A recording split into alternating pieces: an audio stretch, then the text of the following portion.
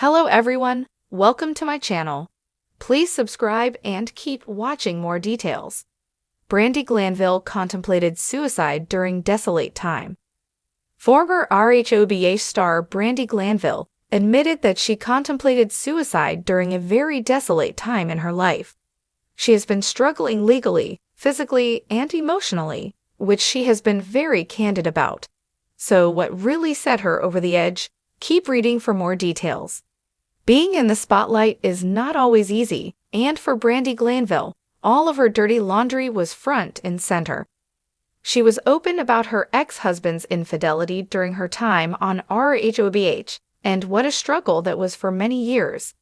In January 2023, Brandi was a part of the RHUGT Morocco, but that ended horribly. She was accused of sexually assaulting co-star and RHONJ alum Caroline Manzo. The stress of that, as well as the allegations, caused her to lose work and money. Furthermore, her health deteriorated, and now she maintains that she has a parasite in her face. She has spent an incredible amount of money to try to fix whatever is wrong, plus she attempted to sue Bravo. However, that went south when her legal team dropped her. Now she is opening up about a very dark time in her life. Brandi spoke to Tori Spelling on the April 10th episode of her Miss Fee Elaine podcast. There, she details how she had contemplated suicide, but what was the catalyst? The mother of two went on to elaborate. In the midst of all of this, I'm not working. All my jobs are canceled because of the Caroline work. The narrative when we got back from Morocco was I was fired for being inappropriate with Caroline Manzo, and I wasn't. It's ruined my life. She went on to share how she was so sick 6 months down the line, but during that time, her mental health took a nosedive. That was when Brandi was in an immensely dark place with scary thought. I got sick 6 months later.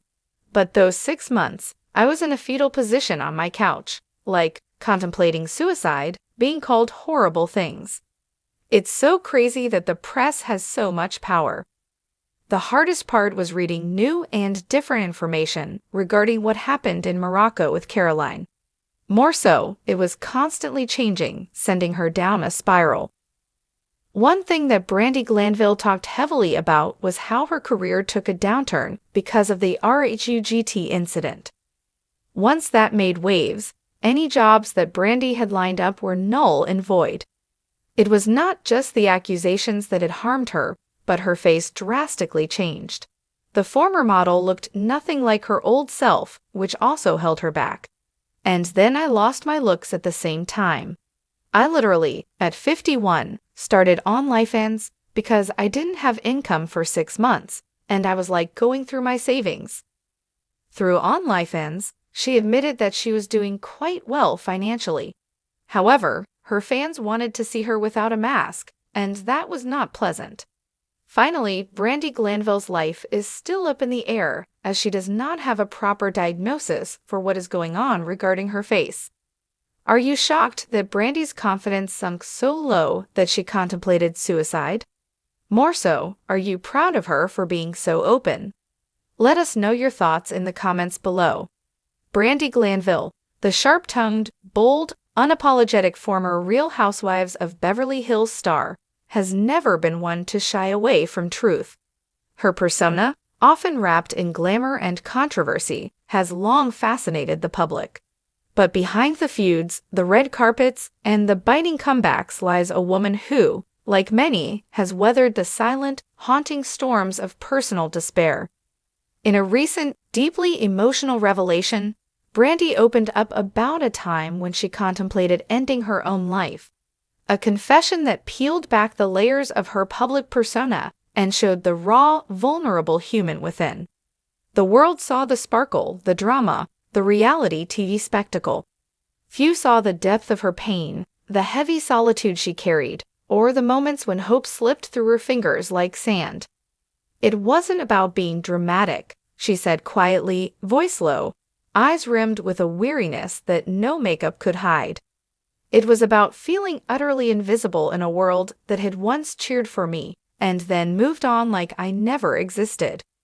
The desolate time Brandi refers to came in the wake of a perfect storm: career stalls, broken relationships, public criticism, and the crushing loneliness of feeling irrelevant in an industry that devours women past a certain age. The Brandi we saw on screen, the feisty woman throwing wine across the table, was just one shade of her reality. Behind closed doors, she wrestled with depression that seemed to echo louder in with my each house, passing day. The boys at their dad's, and I would just vanish, she admitted. Not physically, but emotionally, spiritually. I didn't know who I was anymore. The phone didn't ring. The emails stopped coming. It felt like I was slowly being erased. She described her home during that time as both a sanctuary and a prison. The silence was deafening, broken only by her inner critic, the one that whispered doubts and spun webs of self-hatred. In the age of social media, where likes and relevance are mistaken for worth, the absence of attention can feel like exile. And Brandi felt exiled from a life she once knew intimately. But even in her bleakest hours, somewhere within her, a small flame flickered. It was my kids, my boys. I thought, if I go, what will happen to them? What if they think I didn't love them enough to stay? That thought, she says, pulled her back from the edge. Not immediately, not in a triumphant, cinematic moment of epiphany, but gradually, day by day, breath by breath. Sometimes the bravest thing you can do is just survive the next hour. Brandi's story is not unique, and that's what makes it so vital. Mental health doesn't discriminate. It doesn't care about fame, money, or social status. Depression often hides behind well-lit selfies and red carpet smiles. For Brandi, admitting she considered suicide wasn't a bid for attention. It was an act of courage, an attempt to shine a light into a dark space that far too many inhabit in silence. I didn't want to die, she clarified. I just didn't want to feel anymore. I wanted the pain to stop, the numbness to end. I wanted to be seen, to be held, even just emotionally. That yearning for connection is a fundamental human need. During her hardest moments, Brandi said the small acts of kindness, an unexpected text from a friend, a stranger's kind comment, sometimes carried her more than they could ever know. I remember this one fan messaged me something like, "You were my favorite, and you helped me through my divorce." It was random, but it reminded me I mattered. That something I said or did had value. That I had value. Therapy, she says, became her lifeline. Learning to separate her worth from the noise of the entertainment industry, from the ever-judging eyes of social media, was a slow, brutal process. But she began to build herself again, not as Brandi the celebrity, but as Brandi the mother, the woman, the survivor. I stopped performing for everyone else's benefit, she explained. I started asking myself, what do I need today? What brings me peace? And sometimes it was just walking barefoot in the grass or crying without shame. This shift didn't erase the past, but it reframed it. Her pain became a scar rather than a wound, a reminder of what she overcame. Today, Brandi speaks out not for sympathy, but for solidarity. She wants to be a voice for those who are still in the shadows. She knows the stigma, especially for women in the public eye, is real. We're told to be strong, to keep it together, to smile through it. But sometimes strength is breaking down and rebuilding. Sometimes it's just surviving when everything tells you to give up. In a culture that feeds on curated perfection, Brandi Glanville's willingness to be unfiltered about her darkest hours is a powerful rebellion.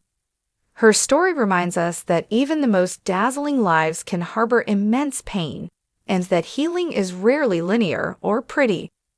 Brandi is still imperfect, still outspoken, still messy in the way that real people are. But she is also present, grounded, and open about her journey. Her darkness didn't consume her, it transformed her. If there's one thing she wants people to know, it's this. You're not alone. You matter, even when you don't feel like it. And there is always a way back from the edge. Always.